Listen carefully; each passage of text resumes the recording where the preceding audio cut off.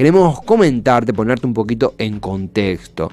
Se viven horas sumamente tensas en la República del Perú. Puntualmente, hace muy poquitos días ocurrió un lamentable hecho. Esto ha ocurrido según el portal Deutsche Welle o DW, como le decimos, el portal de origen alemán que redacta, difunde noticias internacionales. Un ataque que se le ha adjudicado a Sendero Luminoso, que polariza aún más las elecciones. Leo aquí de la noticia, un ataque terrorista que ensombrece al país de cara al balotaje que se dará justamente en Perú, y que se cobró la vida de 16 personas, incluido lamentablemente a 4 niños, en un atentado, de nuevo atribuido a remanentes del grupo terrorista Sendero Luminoso, producido en la provincia de Satipo, en el valle de los ríos Apurímac, N y Mantaro, en la zona de Braem, esto en la República de Perú. Un grupo que tiene una historia muy nefasta en la vida política de Perú. Eso es uno de los ejes que trascienden hoy, obviamente ensombreciendo el panorama político de Perú. Y también hay una elección a la vuelta de la esquina, dos candidatos prácticamente opuestos entre sí, en el medio una sociedad en un momento muy difícil que busca salir de la pandemia, que busca mayor inclusión, mayor economía social. Bueno, muy complejo el panorama y nosotros queremos entenderlo. Para ello hemos convocado, vamos a conversar con alguien que teníamos banda de ganas de charlar. Ella es congresista de la República de Perú, ella es integrante del Frente Amplio, fuerza de izquierda en la arena legislativa peruana, es activista de derechos humanos, militante feminista. Rocío Silva Santiesteban, aquí Esteban Chiacho, bienvenida a Todas las Tormentas Juntas en Cítrica Radio. ¿Cómo te va? Buenas tardes. ¿Qué tal? Buenas tardes a todos de Crítica Radio. Y bueno, en efecto, ¿no? Como has estado comentando, la situación es una situación muy difícil, una situación en la que, bueno, en temas de la pandemia hemos estado en una crisis muy profunda, sanitaria, debido obviamente a que el modelo, ¿no? Me imagino que igual en Argentina es un modelo que no garantiza, ¿no? Que el crecimiento sea un crecimiento distributivo, ¿no? Es un crecimiento con desigualdad, definitivamente. De hecho, de los 33 millones de habitantes que somos los peruanos, más o menos unos 30 millones tienen un seguro público y 3 millones tendrán un seguro privado, ¿no? Un seguro privado que es una forma digamos, de la seguridad social, pero que se hace como, se hace una especie de holding de trabajadores y van al seguro privado. Pero en verdad el seguro público deja mucho que desear. Al principio de la pandemia teníamos 87 camas UCI y bueno, ahora hemos subido a 2.500, ¿no? 2.500. Igual no hemos podido, ¿no? Tener digamos la suficiente cantidad de camas UCI para que no se escoja a las personas, y por ejemplo, bueno, una persona de mi edad ya no entra a cama UCI, ¿no? Es dramático esto del seguro que vos comentabas, que aquí prácticamente tiene el mismo nombre, ¿no? La contención sanitaria para las personas que no pueden pagar acá se le llama obra social privada, y que básicamente te deja en la nada en una pandemia si no tenés una buena contención. Rocío, en ese sentido, recapitulando, ¿no? Desde el principio, muchos aquí en Argentina analizamos, nos gusta conocer más del Perú, es un pueblo hermano, y muchos te empezamos a conocer, a escuchar cada vez más a partir de la crisis política de Perú, la salida de Vizcarra, el vergonzoso gobierno de Merino con toda la represión que implicó, y inevitablemente hasta esa noche, recuerdo mucho en redes sociales con muchos colegas estar compartiendo, difundiendo, porque esa noche del 15 de noviembre, donde aquí a Argentina llegó la noticia de que Perú estaba muy cerquita de tener su primera presidenta mujer, esa posible presidenta, potencial presidenta, eras vos, y luego, bueno, en la arena legislativa no se dieron los votos. Es la primera vez que creo que te escuchamos en un medio argentino, o por lo menos en este aspecto de esta charla. Esa noche, ¿qué sucedió? ¿Qué balance haces? ¿Y qué te dejó aquella cercanía con la posición presidencial que luego terminó asumiendo el actual presidente Sagasti? Bueno, a ver, mira, le he reflexionado mucho, en verdad, ¿no? Uh-huh. Yo soy una mujer de izquierda, soy feminista, ese es mi perfil, tengo un perfil más o menos alto porque, bueno, he estado en el ámbito de los derechos humanos desde hace muchos años y también he sido periodista hace muchos años. Uh-huh. Entonces, bueno, soy profesora universitaria también desde hace más de 30 años. Uh-huh. Y bueno, en ese momento de crisis, una salida era una lista, ¿no? Y esa lista tuvo muchas idas y venidas, pero siempre en la cabeza de la lista me pusieron a mí, o sea, me plantearon a mí como propuesta, ¿no? Uh-huh.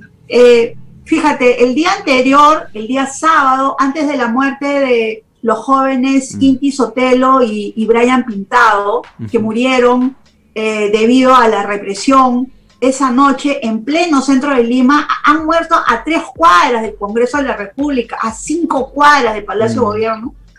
Bueno, antes de esa noche, Francisco Sagasti vino a conversar conmigo acá a mi casa, sí, y me propuso, ¿no? este planteamiento de esta lista en la que yo encabezaría y él estaría en segundo lugar. Y yo le dije, oye, mira, Francisco, no van a votar por mí. Primero porque soy de izquierda y después porque soy mujer y porque soy feminista. O sea, no es que soy cualquier mujer, sino mi agenda es una agenda feminista, una agenda de género. Uh-huh. Y bueno, los colegas del Congreso, digamos, son un poco conservadores, ¿no? En ese aspecto, son conservadores. Uh-huh. Entonces, él me dijo, no, Rocío, tú estás mal, estás equivocado. Yo le decía, pero Francisco, si a mí en el ámbito de los derechos humanos han hecho algo que nosotros aquí en el Perú le llamamos, nos han terruqueado, nos dicen que somos terroristas, claro, ¿no? O sea, nos acusan de terroristas, porque como tú sabes, aquí en el Perú la situación del conflicto armado interno de los años 80 y 90 fue una situación bastante diferente de la Argentina. En primer lugar, aquí en el Perú teníamos democracia, o sea, nunca hubo un gobierno dictatorial, eran gobiernos elegidos por el pueblo y gobiernos represores. Uh-huh. Eso uno. Y lo segundo es que aquí, claro, lo que ustedes podrían llamar guerrilla, aquí nosotros sí, claramente fue un movimiento de ultra izquierda, muy conservadora, muy cuadriculada, maoísta, pero maoísta ultra tradicional, y además con una estrategia terrorista clara. O sea, la estrategia era poner bombas, matar a la gente y entrar al campo, y también en el campo infundir el terror. Y hubo 69.000 muertos. Sí, una locura. En esos años, que es más de los muertos que hubo en Argentina. Pero bueno, acá no estamos tampoco en una situación de ese tipo de comparaciones, pero lo que yo digo es que, o sea, la situación fue una situación grave. La represión de parte del Estado fue gravísima. Hablamos de los años de Fujimori. Estos ya son los tiempos de Fujimori, ¿verdad?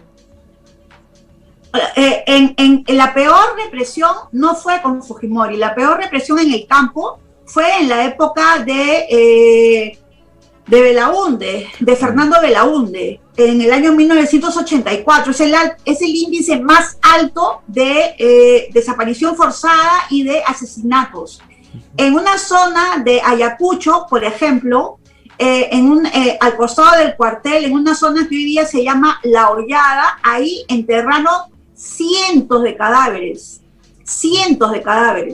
porque los desaparecían. Los que entraban al cuartel no salían, simplemente los mataban y los enterraban ahí al costado.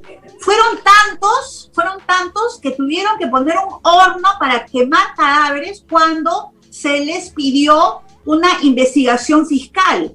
Y desaparecieron los cadáveres en Ayacucho, en la zona brava del conflicto, en los años 80. Pero en el año 92 se captura a Ismael Guzmán. Previamente, Alberto Fujimori había, organizado un grupo al interior del ejército. Ojo, no era paralelo, era al interior del ejército, que es el Grupo Colina, uh-huh, que asesinó a 9 estudiantes en la Cantuta, en la Universidad de la Cantuta, asesinó a varias personas en un barrio de Lima en Barrios Altos y asesinó a varios campesinos en el Santa. Y el asesinato del Santa fue en realidad para hacerle un favor al dueño de una fábrica que tenía a esos campesinos trabajando y le habían hecho una huelga. Y Rocío, o sea, todo esto es atroz. Justamente, ¿no? Porque para este relato tan crudo como real que vos contás, aquí en Argentina cuando lo seguimos, esta serie de muertos, completamente sanguinario, completamente fuera de cualquier humanidad, a partir del gobierno de Belaúnde y de Fujimori, se buscaba legitimar las matanzas en base a la lucha contra el terrorismo, justificando atrocidades como la que vos comentabas, amén de las atrocidades cometidas por Sendero Luminoso. Quiero decir, en el parámetro de combatir a Sendero Luminoso, se asesinó a un sinfín de personas y se dejó sin humanidad a un sinfín de familias y comunidades. Y en ese sentido también, porque uno, si mira la historia reciente de Perú, también ve que no hay presidentes, primero no hay presidentes mujeres y no hay presidentes de izquierda. Digo, Ollantumala, pero la verdad es que no, Kuczynski no era de izquierda, Alan García se le olvidó, no, la verdad que tampoco era, amén de cualquier matiz. Quiero decir, ¿vos sentís que hay un estigma sobre los movimientos de izquierda en Perú en base a lo que pasó en los 90?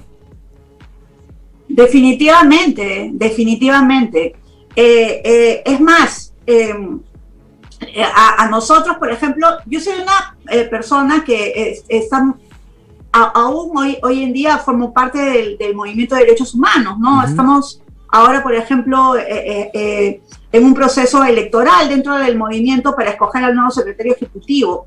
Uh-huh. Y a nosotros, a las personas que estamos en la defensa de los derechos humanos, fíjate, incluso a los abogados de la iglesia, incluso a los abogados de la Iglesia Católica y de la Iglesia Evangélica nos tildan de terroristas y defensores de terroristas. ¿Por qué? Porque en esos años se defendió a muchos inocentes que estaban en prisión y felizmente se sacó de la prisión a muchos inocentes. Porque en la época en la primera época de Fujimori también hizo los famosos jueces sin rostro, que prácticamente a todos, o sea, no había posibilidad de salvarse de una cadena perpetua, y todos esos juicios se han vuelto a hacer. Pero eso lo que ha hecho ha sido estigmatizar a la izquierda.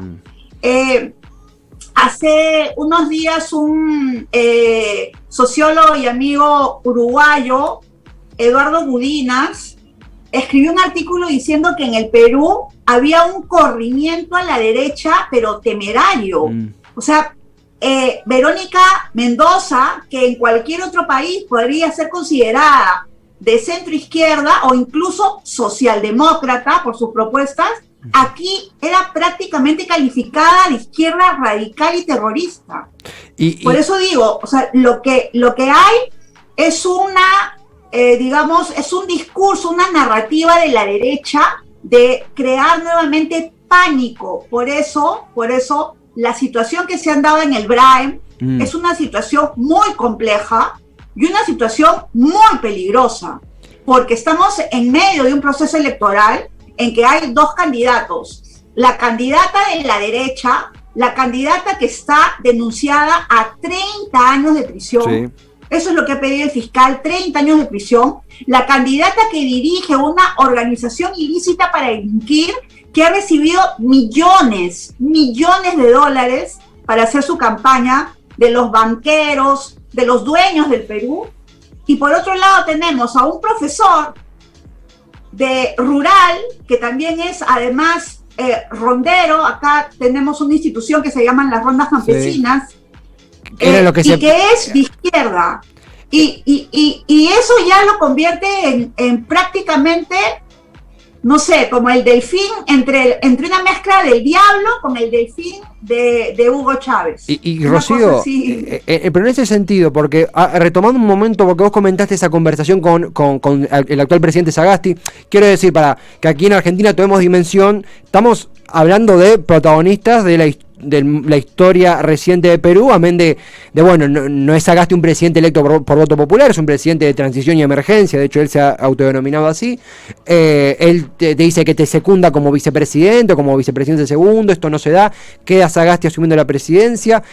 Te imagino a vos y a Sagasti, ¿no? Sagasti más de centro, el Partido Morado, más de centrista, vos más a la izquierda, y de repente quedan por encima de este caso en la elección dos personas que son extremos opuestos entre sí. Keiko Fujimori, ultraconservadora, recordemos también el padre está en prisión entre un sinfín de violaciones de derechos humanos, de delitos de lesa humanidad, incluso hablando de esterilizaciones forzadas, y Pedro Castillo, un político nuevo, un maestro rural de Perú Libre, tirado más a la izquierda ortodoxa, ¿no? Porque también aquí en Argentina decimos izquierda y pensamos en, alguno puede pensar, no sé, bueno, Pepe Mujica era de izquierda, debe ser como Pepe Mujica, y no, una persona que se ha manifestado más conservador dentro de la izquierda, pero que al lado de Keiko Fujimori termina, bueno, nada, es casi imposible hablar objetivamente. En este punto, Rocío, tanto vos como el Frente Amplio, tu posición, toma una posición específica ante estas dos ofertas que hay, apoyan un candidato, libertad de acción. ¿Qué harán el día de la elección en Perú entre Castillo y Fujimori? Bueno, a ver, para cerrar un poco lo que te estaba comentando, sí. De ese nefasto día del 15 de noviembre, sí. Bueno, la situación fue que me propusieron, y esa propuesta fue una propuesta que salió de la Junta de Portavoces del Congreso. Sí. Yo no me propuse, digamos, ¿no? Ellos me propusieron. Y finalmente, idas y venidas, pero bueno, entra a la lista a partir de, además, circunstancialmente, yo también estaba dirigiendo la mesa directiva por una situación larga, pero era una dirección, digamos, también interina de la mesa directiva del Congreso. Sí.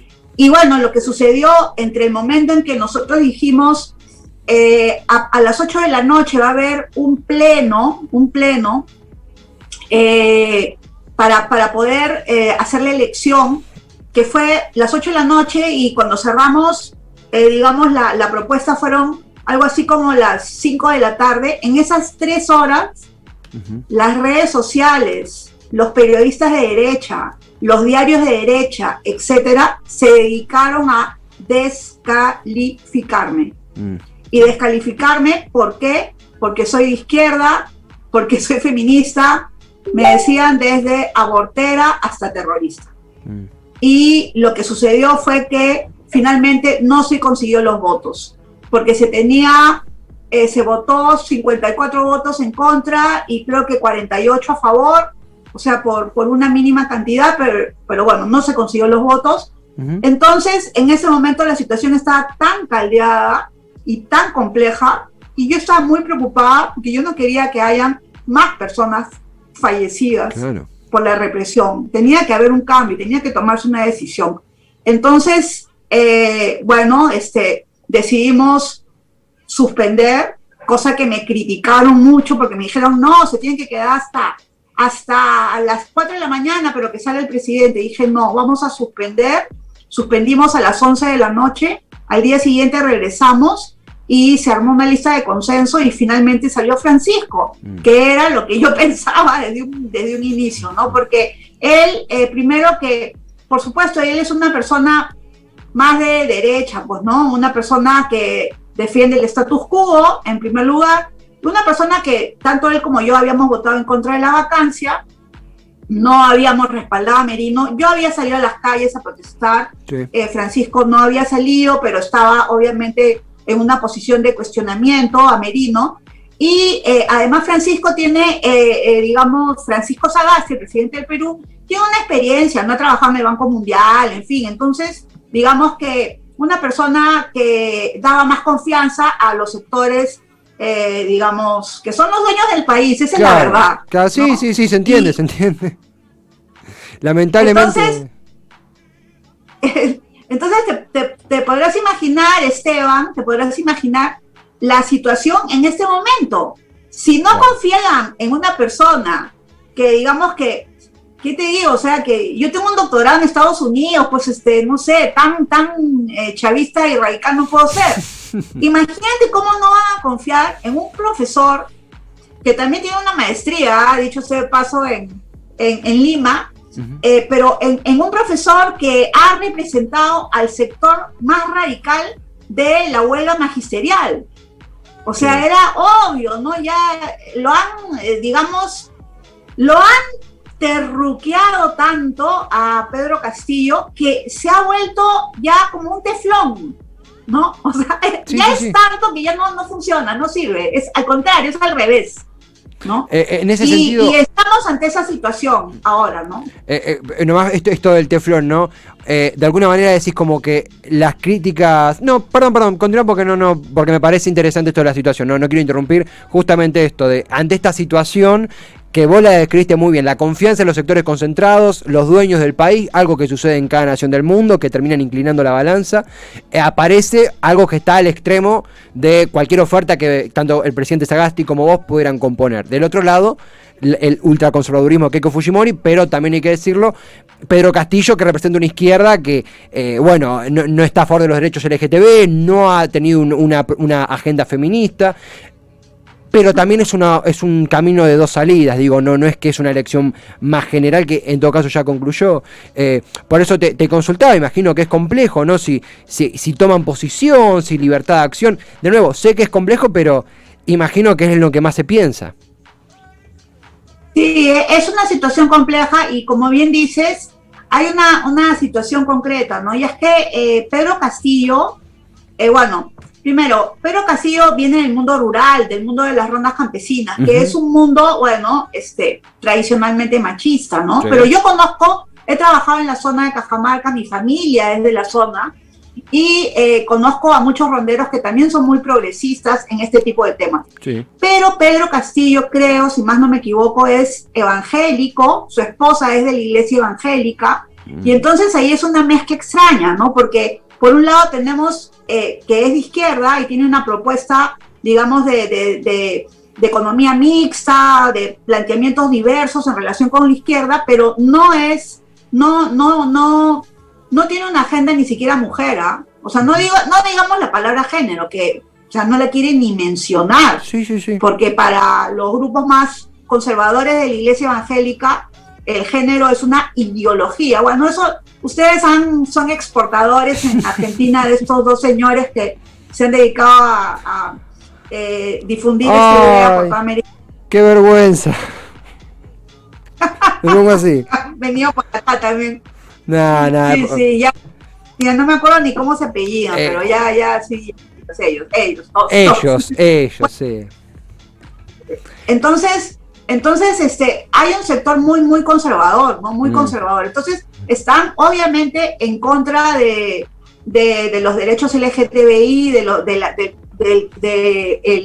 el enfoque de género, pero incluso, por ejemplo, nosotras, desde el movimiento de mujeres de izquierda, lo que hemos dicho es, bueno, profe, ya, no toquen la palabra género, pero hable de las mujeres, o sea, las mujeres tenemos que estar presentes, porque los feminicidios en el Perú y la desaparición de mujeres en el Perú han sido una pandemia dentro de la pandemia, y eso no se puede soslayar, pero bueno, todavía no nos hace caso, ¿ah? Y eso que hemos dicho también, que un bolsón, un grupo que no está votando por Pedro Castillo son las mujeres, y lo que tiene que hacer él es una apertura, ¿no? Para hablarle también a ese grupo, ¿no? Pero no lo está haciendo, lamentablemente. Rocío. Claro, la otra posibilidad es peor, ¿no? Claro. Porque Keiko Fujimori es digamos, el símbolo perfecto del patriarcado. Ella misma lo que hace es representar todo el proyecto autoritario del padre.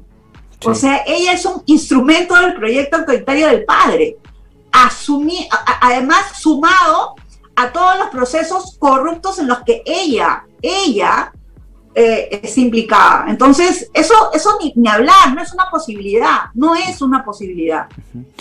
Y claro, la otra posibilidad es también una precariedad en el ámbito de, digamos, lo técnico, ¿no? Porque técnicamente son muy improvisados, el grupo de Perú Libre, lamentablemente, ¿no? Pero bueno, yo prefiero tener a un presidente, digamos, incluso con esas características, con quien se puede, digamos, eventualmente dialogar o por lo menos hacer oposición o disentir, que tener a toda la mafia, al narcotráfico y a los corruptos cooptando el Estado peruano, ¿no? Rocío, vos conversando, te has dado cuenta que nosotros mostramos cómo pensamos, nos gusta charlar directo, sin cassette, como decimos acá en Argentina. Nosotros teníamos una banda de ganas de charlar con vos porque, de nuevo, representás, no iba a decir representaste, no, representás una ilusión también para los que creemos que hay otra forma de deambular las políticas, de hacer política, que en Perú aún no se ha dado. Sabemos que tenemos la esperanza de que se va a dar, y no hablo ya por mí, sino por un montón de pibas argentinas del otro lado que también te conocen hace menos ahora, pero empiezan a entender que en Perú también hay una fórmula de ese estilo. Tu equipo de prensa muy gentilmente, sabemos que son días recontra movidos, pero muy gentilmente se enlazó con nosotros, charlamos, nos respondió, han tenido una labor excepcional. Nos quedan segunditos, pero te quería proponer si para tanto las pibas de Argentina como para la gente que milita, que transita la política en Argentina y que le gustaría saber un poco más de Perú, ¿con qué mensaje te gustaría dejarlos? ¿Qué te gustaría decir como conclusión? Bueno, algo que me gustaría comentarles a todas las mujeres argentinas, jóvenes y de todas las edades, es que estamos aprendiendo muchísimo de su lucha, hemos aprendido muchísimo de la organización, la forma como han finalmente podido ganar en el ámbito legal el tema del aborto.